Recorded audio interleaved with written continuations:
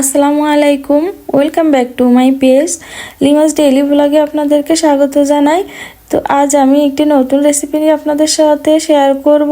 আজ আমি করে দেখাবো চিকেন বিরিয়ানি।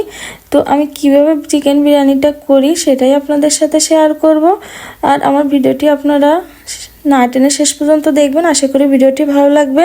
তো চলুন মূল ভিডিওতে যাই। এখানে আমি 1.5 কেজি পরিমাণ মুরগির মাংস নিয়ে নিয়েছি ধুয়ে পরিষ্কার করে। এখন আমি মাংসটা প্রথমে এখানে দিয়ে দিলাম 2 চামচ পেঁয়াজ বাটা। আমি সমস্ত মশলা দিয়ে মাংসটা ম্যারিনেট করে রাখবো, তার জন্য প্রথমে পেঁয়াজ বাটা দিয়েছি। এখানে 2 চামচ দিয়ে দিলাম রসুন বাটা, আর এখানে রয়েছে বাদাম কিশমিশ বাটা, সেটাও দিয়ে দিলাম।